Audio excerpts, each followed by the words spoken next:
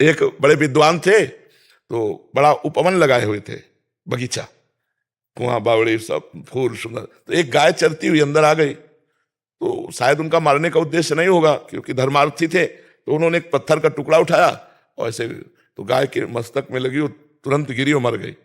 अब गौ हत्या प्रकट हो गई, गौ हत्या सामने आई और कहा पंडित जी स्वीकार करो मुझे, तुमने अभी गौ हत्या की। वो बड़े विद्वान थे, उन्होंने तुरंत, देवराज इंद्र का वास हाथ में है, जैसे चरणों में विष्णु का वास है, अलग अलग देवताओं का, उनका देवराज इंद्र ने मारा क्योंकि हाथ में पत्थर और पत्थर से ऐसे, ये देवराज इंद्र के पास, वो गौ हत्या देवराज इंद्र के पास गई। तो इंद्र ने कहा हमने कब गौ हत्या की? बोले आपका हाथ में वास है, ब्राह्मण, बोले शास्त्र में ऐसा वर्णन है तो आपको भोगना पड़ेगा। बोले चलो हमारे साथ गुप्त रूप से रहना।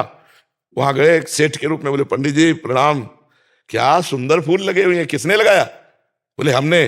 वाह बहुत सुंदर है बगीचा है, किसने लगाया? हमने। और ये कुआं? हमने। बोले गौ हत्या? इंद्र ने। चढ़ जाए इसके ऊपर। अच्छा काम किया तो हमने, बुरा किया तो देवराज इंद्र ने।